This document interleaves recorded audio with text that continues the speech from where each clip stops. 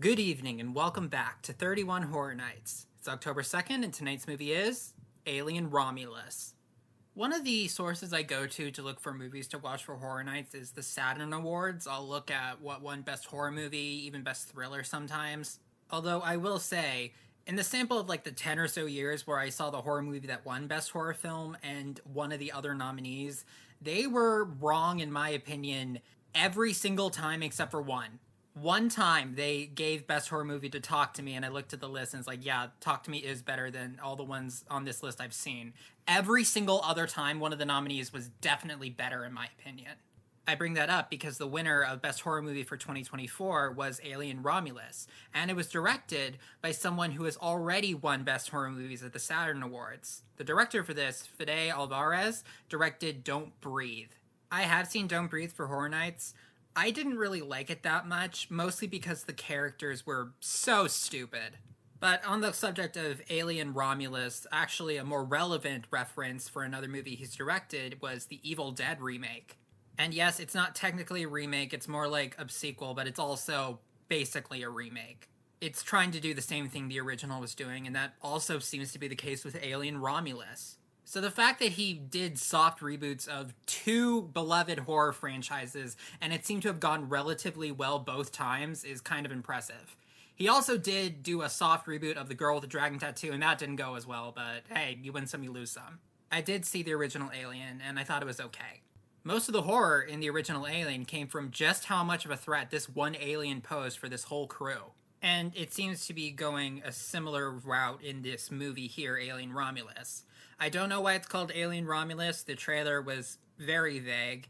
If there was like a human who was like taken in by the xenomorphs and like grew up under the xenomorphs and like served as an enemy of humanity, that would actually be kind of interesting. Because Romulus is probably referencing that like old Roman myth about like these two kids who were raised by a wolf. I just hope that the characters in this movie are not as stupid as the ones in Don't Breathe. I'm gonna go check it out. I have to say, I am pleasantly surprised. That movie was really good. I'm gonna give it a 9 out of 10. I was kind of debating whether to give it an 8 or a 9, but the ending was good enough to kind of push it over the edge. Our two leads are Rain, played by Kaylee Spaney, and Andy, this android companion of her, who is played by David Johnson.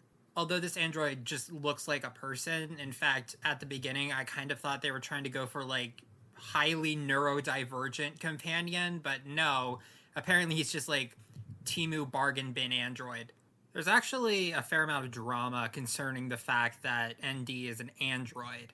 They seem to go with, like, the iRobot rules, where the robots do not harm humans, but they certainly can hurt them in other ways. The setup is actually very similar to the one in Don't Breathe. You got these group of young people who are, like, trying to catch this one last break so they can go, like, live an honest life or whatever, basically just escape the environment that they're currently in, and all they have to do is this one last thing. It's supposed to be quick, easy, in, out, then they're home free. However, just like in Don't Breathe, it's not that easy. Kaylee Spaney has gotten a lot of praise for her role as Rain in this movie, and yeah, I think she did a great job. Ripley is such an important character in movie history, not even just sci-fi history, movie history. And I can definitely see kind of an homage to Ripley's character with Rain. Just like with Ripley, they don't make her this like cocky, self-assured badass, they just make her a normal person who doesn't want to die. The badassery comes from her rising to the challenge being presented to her. The challenge being that the seemingly abandoned ship that they broke into to try to take some cryopods for a long trip away from their, like, work planet contains a lot of genetic material from xenomorphs. I believe what happened is that they wanted to get more fuel for, like, the cryopods, so they took the coolant away from a storage area on the ship, and that part of the ship had facehuggers in it. So when they thawed, they activated and started attacking.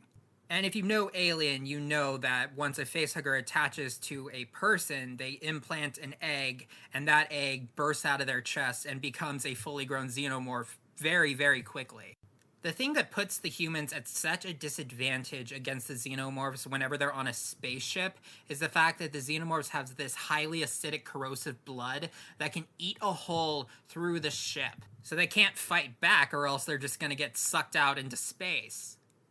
The visual effects in this movie are really good. Like, they use a lot of practical effects and CGI only where necessary. The only effect that I thought even looked bad was actually a source of contention with this movie. There is this top half of an android on the ship that they activate because they need help, and apparently they use like AI and CG to put the face of a now dead actor onto that face, and it did not look very good.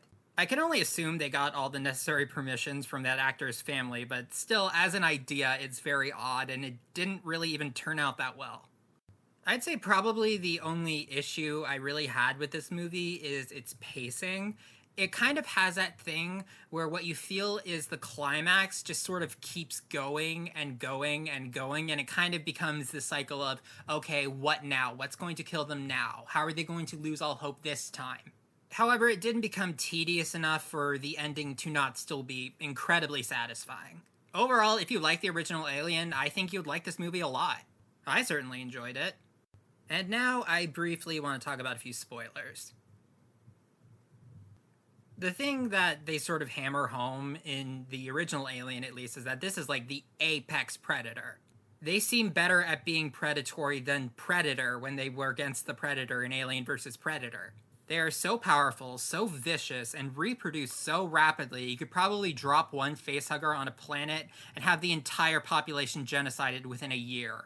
That's why I find it exceptionally silly that they decided, no, we need to study them. We need to try to learn how to harness their power. Because that's apparently what some nondescript company did in the movie. That's what they were doing on this ship before the ship got abandoned.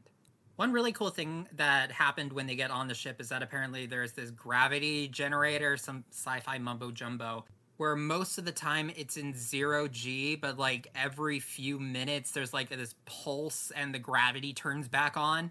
I knew when they brought that up that it was going to come into play later in the movie. That is way too cool of an idea to not use.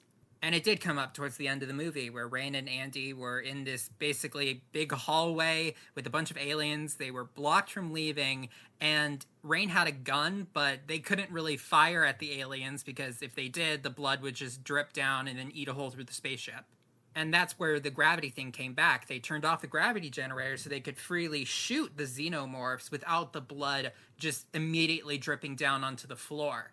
And I guess they didn't want to lean into the cliche of female character suddenly knows how to use guns even though she's never fired one before in her life. They sort of told you that this gun has like this built-in aimbot thing where you just have something moving at you and the gun will point itself at it.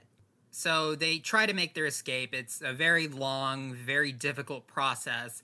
And then we got to a point in this movie that was an attempt at fan service that fell completely flat. I've never seen Aliens, but I do know about that one scene where Ripley is in that, like, mecha suit and then she yells, "Get away from her, you bitch," at one of the xenomorphs. It's an iconic moment, and they try to reference it in this movie, where Andy takes the gun, and throughout the entire movie, Andy was just this sort of, like, soft-spoken, doe-eyed, innocent-looking guy. Or at least while he wasn't being corrupted by the company's AI, long story. But this was a moment where he stepped up in order to protect Rain, which up until that point had never happened in the movie. And after he kills the xenomorph, he says, "Get away from her." And I thought they were going to stop there, but then he, like, half-heartedly adds, "You bitch," at the end of it, and there was no sauce. And also, we know about that line. How the hell does he know about that line? It didn't really make sense, and it wasn't executed very well.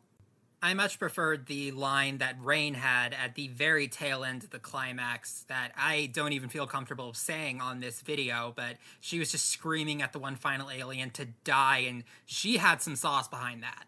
That really contributed to how satisfying the climax was, even if it did take a long time to finally get there. If you wanted a quote-unquote modernized remake of the original Alien, I think that this fills that role fairly well. It's been a while since I saw the original Alien, but I do think I like this one more. Do I think it deserves the best horror movie of 2024? Well, that remains to be seen. Maybe this isn't disproportionate, but it really feels like this year, a disproportionate number of the movies like lined up on the docket were from the previous year, 2024. Out of the 31, it ended up being 10. So I guess the Saturn Awards aren't off the hook just yet. Maybe another better one will come up later this month. That's all for today's video. I'll see you tomorrow.